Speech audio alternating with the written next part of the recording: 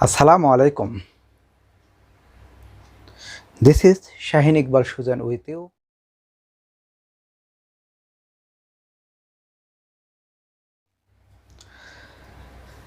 Special use of words and phrases. বাংলাদেশে HSC ব্যবসায় ব্যবস্থাপনা বিএম এবং আলিম শ্রেণীর শিক্ষার্থীদের জন্য ইংলিশ সেকেন্ড পেপারের একটি আইটেমস, সেটি হলো special use of words and phrases.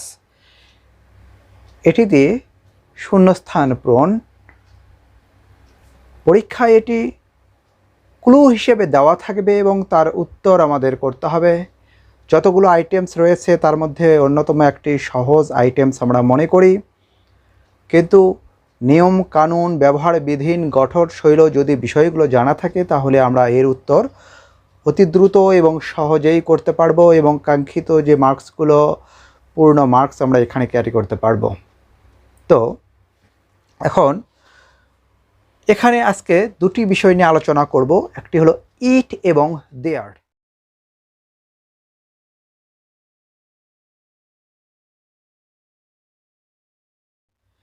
যদিও ইতিপূর্বে বেশ কিছু আইটেমস নিয়ে আলোচনা করেছি, প্রত্যেকটা ভিডিও লেসন যদি আমরা উপভোগ করি দেখি তাহলে আমাদের এই প্রশ্ন সহ গ্রামারের অন্যান্য যে বিষয়, একাডেমিক নন একাডেমিক হোক অথবা জব, অ্যাডমিশন টেস্ট, সকল ক্ষেত্রেই ইংরেজি বিষয়ে যে সমস্যা সেটা আমরা ওভারকাম করতে পারবো। তো এখন আমি এই ইট এবং দেয়ার বিষয়ে আলোচনা করব। যদিও একটি ভিডিও লেসনে আমি আলোচনা করেছি ইট এবং দেয়ার বিষয়ে। ইট প্রোনাউন হলেও এখানে এটি কিন্তু প্রোনাউনের ওই অর্থে ব্যবহৃত হবে না। এটি ইন্ট্রোডাক্টরি ইট, প্রিপারেটরি ইট বা ইমপার্সোনাল ইট। আবার দেয়ার এটি যদিও এর অর্থ সেখানে এটি অ্যাডভার্ব হিসেবে ব্যবহার করা হয়ে থাকে, কিন্তু এই প্রশ্নের ক্ষেত্রে এখানে এটি হলো ইন্ট্রোডাক্টরি দেয়ার। এই দেয়ার এবং ইট বিষয়ে অলরেডি কিন্তু একটি ভিডিও লেসন আমি দিয়েছি, টিউটোরিয়াল দিয়েছি। তো আজকে যেহেতু একটি স্পেশাল একটি আইটেমস আমাদের ইংলিশ সেকেন্ড পেপারে, সুতরাং এখানে স্পেশালভাবে একটু আলোচনা করছি। তো বিষয়টা আসলে আগের যে ভিডিওটা দেওয়া রয়েছে তার সাথে এর অবশ্যই সম্পর্ক রয়েছে। তো সহজেই এই উত্তরটা আমরা কিভাবে করতে পারবো সেটি নিয়ে আলোচনা করছি। তো যেহেতু দেয়ারটা স্বাভাবিকভাবে অ্যাডভার্ব নয়, এটি ইন্ট্রোডাক্টরি দেয়ার, এবং ইটটা প্রোনাউন নয়, এটি ইমপার্সোনাল ইন্ট্রোডাক্টরি অথবা প্রিপারেটরি ইট হিসেবে ব্যবহার করা হয়ে থাকে। তো এখানে বেশ কিছু উদাহরণ দিয়েছি, তাহলে দেখতে পাচ্ছি যে আমাদের এই ইট এবং দেয়ার এই দুটি অবশ্যই আমাদের প্রথমেই বাক্যের শুরুতেই বসবে। শুরুতেই বলতে এরকম যে ভার্বের আগে বসবে। আমি এই গুচ্ছ আকারে আলোচনা করার চেষ্টা করছি এই জন্য যে জিনিসগুলো, বিষয়গুলোর গঠন শৈল প্রায় একই রকম, সেগুলো নিয়ে আমি কিন্তু গুচ্ছ করে আলোচনা করেছি এবং আজকেও করছি। তো সুতরাং এখানে ইট এবং দেয়ারের ব্যবহার দেখতে পাচ্ছি যে এখানে 6টি উদাহরণের প্রত্যেকটিতেই আমরা প্রথমেই গ্যাপ দেখতে পাচ্ছি। তাহলে দেখা গেছে যে ইট এবং দেয়ার কিন্তু প্রথমেই বসবে এবং এর পরেই কিন্তু আমরা ভার্বটাকে দেখতে পাচ্ছি। যেমন প্রথমটিতে আমরা দেখতে পাচ্ছি ইজ, তারপরে হলো এক্সিস্ট, তারপরে ইজ, ওয়াস, ডিউস, এরকম আরও উদাহরণ আমরা দিতে পারি এবং প্র্যাকটিস করতে পারি। তো সহজে যে ব্যাখ্যাটা যেটা আমি নিচে এখানে উল্লেখ করেছি, এখানে বিষয়টা হলো যে ইট অর্থ ইহা, এটি প্রোনাউন হলেও এখানে এটি ইন্ট্রোডাক্টরি, প্রিপারেটরি বা ইমপার্সোনাল ইট। সাবজেক্ট না থাকলে বা সাবজেক্টের অনুপস্থিতিতে এটি সাবজেক্টের স্থান দখল করে। তাহলে আমরা দেখতে পাচ্ছি যে এখানে ইটটা অবশ্যই সাবজেক্টের স্থান দখল করবে, কারণ এরপরে কিন্তু ভার্ব। আবার দেয়ারের যে ব্যবহারটা দেখানো আছে এখানেও কিন্তু একই রকমই, যে এটিও কিন্তু সাবজেক্টের স্থানটা দখল করবে। তো এখন বিষয়টা হলো যে এখানে আমাদের খেয়াল করতে হবে যে ইটের পরে যে ভার্বটা থাকবে, অর্থাৎ গ্যাপের পরে যে ভার্বটা থাকবে সেটি ইটকে অনুসরণ করে বসবে। এটি কিন্তু গুরুত্বপূর্ণ বিষয়। অর্থাৎ ইট এবং দেয়ার দুটি যেহেতু প্রথমে ব্যবহৃত হয় বা প্রথম গ্যাপে আমাদের বসাতে হয়, তাহলে কোনটি বসাবো এক্ষেত্রে আমাদের খেয়াল করতে হবে যে ইট এবং দেয়ার দুটি প্রথমে বসে, এরপরেই কিন্তু ভার্ব থাকে। তো ইট অনুযায়ী ভার্ব কিন্তু আমাদের বলবে, আমাদের ভার্বটা দেওয়া থাকবে ইট অনুযায়ী। তো ইট যেহেতু থার্ড পারসন সিঙ্গুলার নাম্বার, সুতরাং এখানে টেন্স অনুযায়ী যে ফর্ম হবার কথা সেটাই কিন্তু থাকবে। ওকে, কিন্তু দেয়ারের পরে অর্থাৎ যে ভার্বটা দেওয়া আছে দেয়ার কিন্তু সেই ভার্ব অনুসরণ করবে না, এখানে অনুসরণ করবে হলো ভার্বের পরে থাকা যে নাউন বা নাউন ফ্রেজ থাকতে পারে সেটি অনুযায়ী কিন্তু ভার্বটা হবে। অর্থাৎ ইটের পরের ভার্বটা হবে হলো স্বাভাবিকভাবে যে সাবজেক্ট ভার্বের যে বিষয়টা, সাবজেক্ট ভার্ব এগ্রিমেন্টের যে বিষয়টা সেটি, তার মানে ইট অনুযায়ী কিন্তু আমাদের ভার্ব বসবে, ইট অনুযায়ী আমাদের ভার্ব বসবে। কিন্তু দেয়ারের পরে ভার্ব এখানে হবে ঠিক দেয়ারকে অনুসরণ করে ভার্ব না, পরবর্তী ভার্বের পরবর্তী যে নাউন প্রোনাউন থাকবে, অর্থাৎ এখানে যে নাউন বা প্রোনাউন যদি থাকে তাহলে দেয়ারের ক্ষেত্রে হবে হলো উল্টা দিকে। এখানে দেয়ার তখন বসবে যখন দেখব যে ভার্বের পরে নাউন প্রোনাউনটা ব্যবহৃত, প্রোনাউন কখনো ব্যবহৃত হবে না, নাউনটা ব্যবহৃত হয়েছে, এর আগের এই ভার্বটা ব্যবহৃত হবে পরের নাউন অনুযায়ী।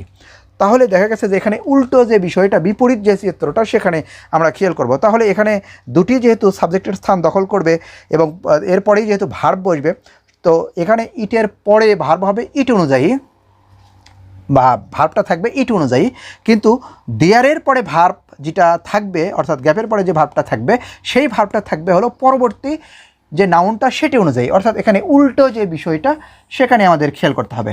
আর ইটের ক্ষেত্রে আরেকটা গুরুত্বপূর্ণ বিষয় যে বিষয় নিয়ে বলা হচ্ছে বা যার সম্পর্কে বলা হচ্ছে এর সাবজেক্টের মতো বলা যেতে পারে বা কাঙ্ক্ষিত বিষয়, ইটের ক্ষেত্রে এটি কিন্তু উপস্থিত থাকবে না বা এটি কোনো একটা নির্দিষ্ট বিষয় নয় যে ইটের ক্ষেত্রে এটা উপস্থিত থাকবে।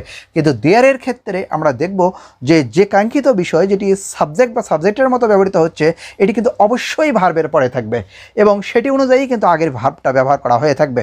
তাহলে দেখা গেছে যে দেয়ারের ক্ষেত্রে কিন্তু আমাদের ব্যবহারটা ভার্ব এবং পরের যে নাউনটা এখানে কিন্তু এগ্রিমেন্টের যে বিষয়টা এটা কিন্তু ঠিক ব্যবহার করা হয়েছে, যদিও উল্টো দিকে। কিন্তু ইটের ক্ষেত্রে এমনটি কিন্তু ঘটে হলো সহজেই, যে ইটের পরে সহজেই ভার্বটা থাকবে। তো ইটের পরে আমরা যে গঠনে দেখব যে সাধারণত ইটের পরে ভার্বের পরে আমাদের হয়তো কোনো অ্যাডজেক্টিভ থাকতে পারে বা কোনো নাউন থাকতে পারে, আবার কোনো ক্লজ যুক্ত থাকতে পারে, আবার ইটের পরে গ্যাপের পরে হয়তো আমাদের যে ভার্বটা থাকবে অনেক সময় দেখা গেছে যে ভার্বের অর্থটার মধ্যেই আমাদের সাবজেক্টের অর্থটাও রয়েছে। তাহলে সেক্ষেত্রে আমরা কি করব, যেখানে ভার্বের অর্থ এবং সাবজেক্টের অর্থ যদি একই রকমই হয় তাহলে সেখানে আমাদের সাবজেক্ট কি ব্যবহার করব, এক্ষেত্রে কিন্তু আমাদের ইম্পার্সোনাল ইট ব্যবহার করতে হয়। যেমন রেইন শব্দের অর্থ হলো বৃষ্টি পড়া বা বৃষ্টি হওয়া। তো রেইন মানে যদি বৃষ্টি হয় বা ড্রিজেল মানে যদি গুড়ি গুড়ি বৃষ্টি হয়, এই গুড়ি গুড়ি বৃষ্টি হওয়ার ক্ষেত্রে তাহলে আমরা আসলে এর সাবজেক্ট কী বসাবো। তো এখানেই কিন্তু আমাদের ইম্পার্সোনাল এই ইটটা ব্যবহার করতে হয় এবং এই যে ভার্বটা ব্যবহৃত হবে এই ইট অনুযায়ী। যেমন ডিউ মানে হলো শিশির পড়া, তো এটি যখন ভার্ব হিসেবে ব্যবহৃত হবে তাহলে আমরা দেখতে পাচ্ছি যে এই ইট অনুযায়ী কিন্তু সেই ভার্বের অবস্থানটা হবে, কারণ ডিউ মানে হলো শিশির পড়া, অর্থাৎ এর মধ্যেই অর্থ কিন্তু নিহিত, সাবজেক্ট এবং ভার্বের অর্থটা। তো সুতরাং আমরা খেয়াল করতে পারছি যে দুটি হয়তো দেখা গেছে যে গ্যাপ একই রকমই হলেও ব্যবহার বিধি কিন্তু আলাদা। আমাদের এই সহজেই যেটা বুঝতে পারবো যে ইটের পরে ভার্ব থাকবে ইট অনুযায়ী, কিন্তু দেয়ারের পরে ভার্ব থাকবে পরের নাউন বা নাউন ফ্রেজ অনুযায়ী। তাহলে এখানে খেয়াল করব। আর ইটের ক্ষেত্রে কাঙ্ক্ষিত বিষয়টা সুনির্দিষ্টভাবে পাবো না, কিন্তু দেয়ারের ক্ষেত্রে আমরা কাঙ্ক্ষিত বিষয়টা পাবো যে ভার্বের পরে থাকা বিষয়টা নিয়ে। তাহলে যদি আমরা এখানে যে ব্যাখ্যাটা দিলাম সেটার যদি এখন প্রয়োগ করি তাহলে দেখতে পাচ্ছি যে এখানে কি উত্তরটা হতে পারে। তো এখানে is a hue and cry, তো ইটের ক্ষেত্রেও ইজ হয়, দেয়ারের ক্ষেত্রেও ইজ হয়। তো এখানে রাস্তায় হইচই করার কথা বলা হচ্ছে, তাহলে আমাদের কাঙ্ক্ষিত বিষয় হলো হইচই করা। তাহলে এই হইচই অনুযায়ী কিন্তু ইজটা বসছে, তার মানে এখানে আমরা কিন্তু কাঙ্ক্ষিত বিষয়টা পাচ্ছি, সুতরাং এখানে আমাদের দেয়ারটা হবে। এরপরে আবার যদি বলি exist no life on Mars, অর্থাৎ মঙ্গল গ্রহে কোনো জীবন নাই বা জীবনের অস্তিত্ব নাই। তো এই যে ভার্বটা বসছে এটি কি, আর যে বিষয়টা সম্পর্কে বলা হচ্ছে সেটি হলো লাইফ। তাহলে দেখা গেছে যে এখানে আমরা ভার্বের পরে কাঙ্ক্ষিত বিষয়টা পাচ্ছি, তার মানে এখানেও আমাদের হবে হলো দেয়ার, কারণ এই দেয়ারের পরে দেয়ার অনুযায়ী কিন্তু ভার্ব বসেনি, এখানে এটা অনুযায়ী ব্যবহৃত হয়েছে। এটি যেহেতু সিঙ্গুলার এই জন্য ইজ, এখানে যেহেতু সিঙ্গুলার নাউন এই জন্য ভার্বের সঙ্গে এস বা ইএস। কিন্তু যদি আমরা সিতে যাই তাহলে এই যে ভার্বের পরে কাঙ্ক্ষিত বিষয়টা কিন্তু নাই, আনফর্চুনেট মানে দুর্ভাগ্যজনক, এটি কোনো নাউন না বা কোনো সাবজেক্ট, কারণ সাবজেক্ট বা কাঙ্ক্ষিত বিষয় অবশ্যই নাউন বা প্রোনাউন হবে। তো এখানে কিন্তু আসলে ওই কাঙ্ক্ষিত বিষয়টা ওই রকম হচ্ছে না। ওকে, তাহলে এখানে আমরা কি বসাবো, ইট।